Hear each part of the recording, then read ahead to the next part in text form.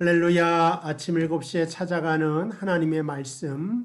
오늘은 고린도후서 9장 5절 말씀 제가 읽어드립니다. 그러므로 내가 이 형제들로 먼저 너희에게 가서 너희가 전에 약속한 연보를 미리 준비하게 하도록 권면하는 것이 필요한 줄 생각하였노니 이렇게 준비하여야 참 연보답고 억지가 아니니라. 아멘.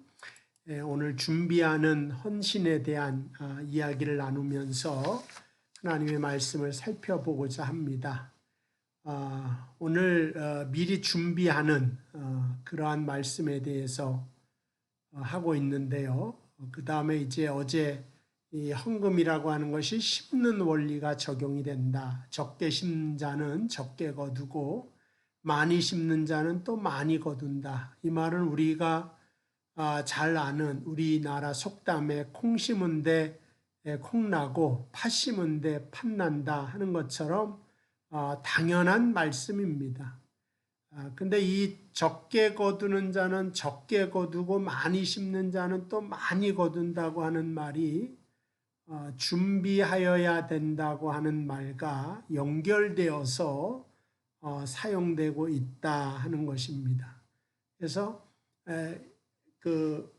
우리가 더 많이 거두기 위하여서는 더 많이 심고 더 많이 심는 부지런을 가져야 된다고 하는 것입니다.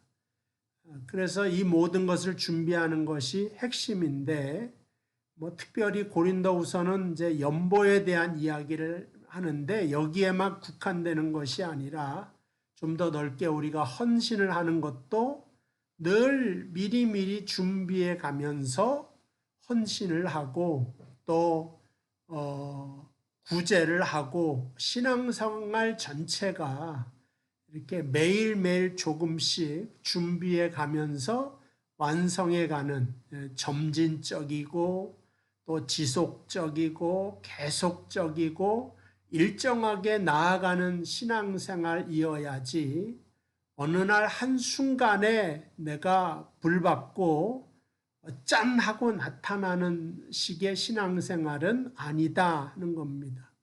그러니까 하나님께서는 순간순간을 역사하지만 사실 모세 한 사람을 키우기 위하여 120년을 기다리시지 않습니까?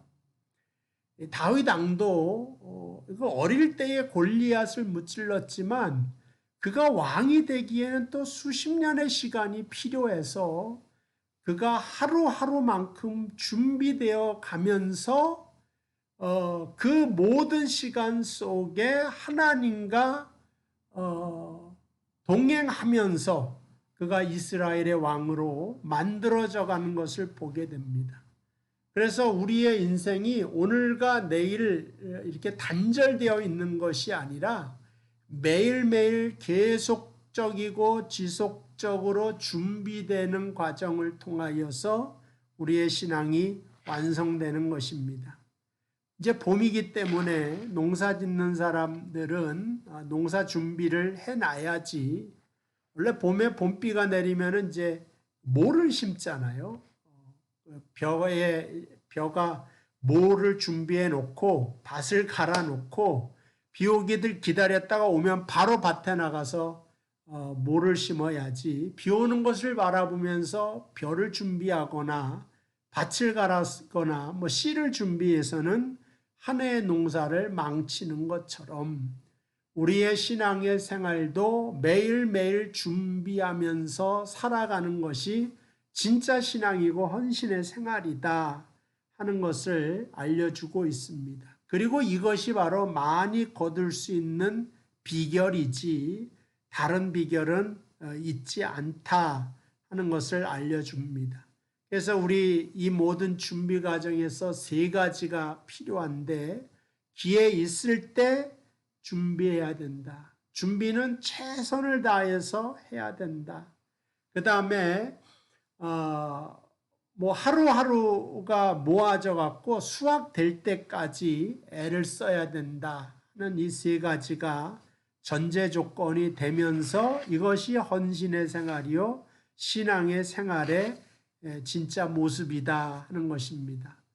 제가 말하는 것이 뭔가 획기적이라든가 우리가 생각하지 못했던 다른 비결이라든가 그걸 성경이 말하고 있지 않습니다. 오늘 바울이 우리에게 알려주는 것은 준비하는 자가 많이 거둔다. 우리가 시험 볼 때도 시험 공부를 해야지 그 사람이 좋은 성적을 거둬요. 사실은 벼락치기 공부하면은 1등이 될 수가 없어요. 저도 벼락치기를 해봤지만 중간보다는 잘해요. 벼락치기가. 근데 1등을 할 수가 없더라 하는 것이고, 오늘 6절에 5절만 읽었지만 6절에 이것은 곧 적게 심는 자는 적게 거두고 많이 심는 자는 많이 거둔다 함이로다.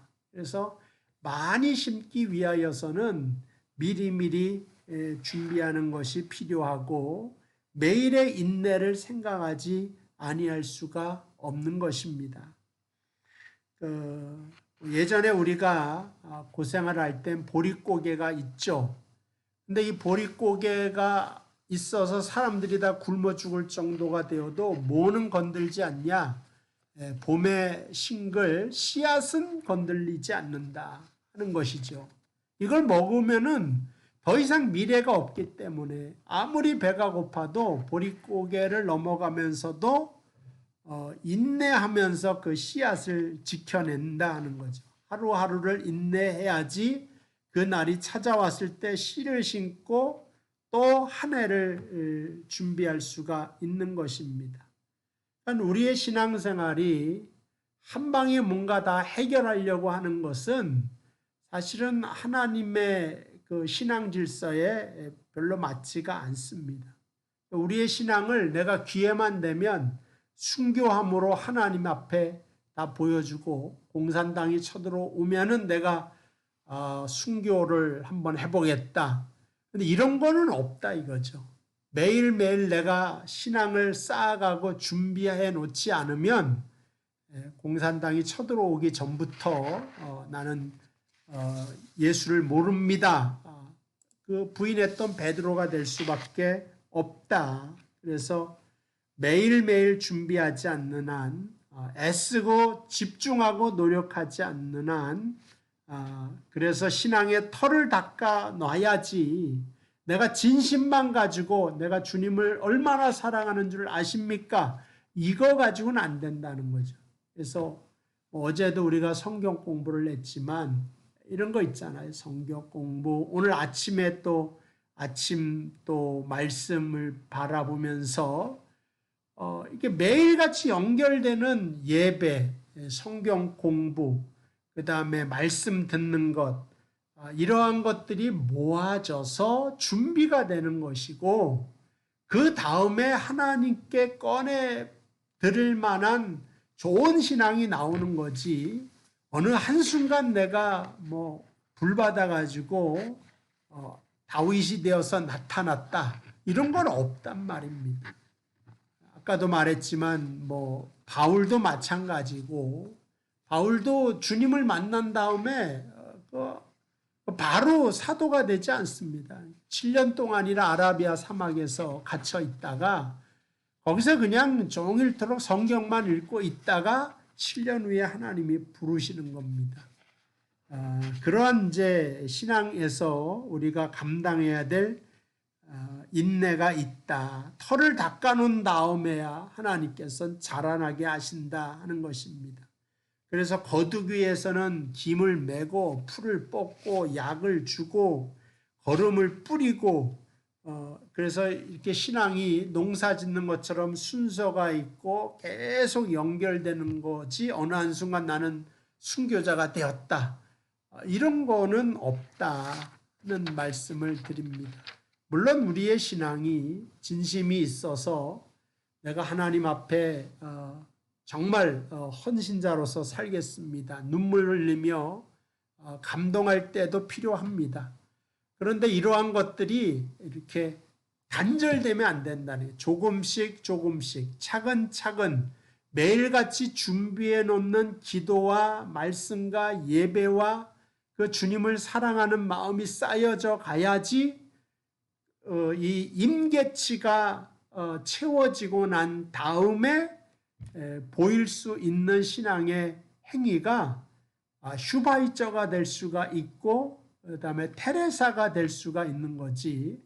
테레사 순화가 어느 한순간 불쑥 나올 수는 없다고 하는 겁니다. 근데 가만히 보면 우리는 부흥회 같은 게 있지 않습니까? 어떤 뭐 사경에 어떤 좋은 강사님의 말씀 한 방으로 내가 새롭게 태어나는 그런 것을 기대하기도 하는데 그렇지가 않다 하는 그런 말씀을 드리면서 오늘 준비하는 인내하는 헌신 그리고 이렇게 준비된 자만이 많은 것을 거두는 하나님의 영적인 질서 이런 것들을 좀 생각해 봐야 된다 하는 것입니다. 그래서 크게 한번 내가 하나님께 봉사하고 헌신하겠습니다. 근데 하나님께서 나에게 지금 큰 걸 맡겨주지 않아서 내 실력을 보여주지 않는 것이지 나에게 한번 큰 물질을 맡기시거나 뭐 큰 직책을 맡기시거나 자꾸 이런단 말이죠. 그런데 하나님께서는 우리의 매일매일의 생활, 그 재미없고 지루한 생활 속에서 내게 맡겨진 지금의 일에 최선을 다해라. 그게 신앙생활이다. 그거 외에 다른 건 없어요, 사실은. 하루하루의 최선으로 주님께서는 하루를 감당하시지 않습니까? 매일같이 우리 제자들이 생각할 때 메시아로 오셨으면 왕궁에 가서 뭐 왕을 만나거나 정치가를 만나거나 군대를 조직하거나 뭐 이런 건데 매일 가난한 사람, 병들고 힘없는 사람 쫓아다니면서 빵 조각 나눠주시고 이런 거는 성에 안 찬단 말이죠. 근데 주님께서는 일어나면 이 알아듣는지 못 알아듣는지 하나님의 나라에 대한 이야기를 하세요. 서기관들도 못 알아듣는 그 말씀을 하시면서 십자가 짓는 자리에까지 나아갔지. 그가 30세까지 기다리지 않습니까? 일어나자마자 3살에 내가 십자가 지고 똑같죠. 그 어린 예수의 피나 뭐 30세의 예수님의 피나 다 똑같지 않습니까? 그런데 하나님 그렇게 하지 않고 주님의 일생도 30년 동안 날이 되면서 채워질 때까지 기다려서 그 일을 감당하게 하셨지. 어느 날 한순간에 뭔가를 이루게 하지는 않으셨다 하는 것입니다. 예. 하나님의 사람이 만들어지는 게 그런 것 같습니다. 저도 한 30대, 40대 목사로 할 때는 굉장히 그때는 머리가 더 지금보다 명석해서 책을 읽어도 깨달음도 많고 또 그걸 설교로 만들어내면 이런 거는 어느 목사님도 참 생각하지 못했던 참 참신하고 신박한 성경 해석이다. 이렇게 생각하면서 막 목회할 때도 있었던 것 같습니다. 그런데 요즘에는 우리 성도들이 말씀을 듣는데 뭔가 다른 데서 들을 수 없는 것보다는 별미보다는 우리의 자녀들이 밥을 먹고 자라지 매일같이 기름진 것만 먹으면 건강해지지 않습니다. 뭔가 탈이 나도 탈이 나지. 기름진 건 가끔가다 한 번씩.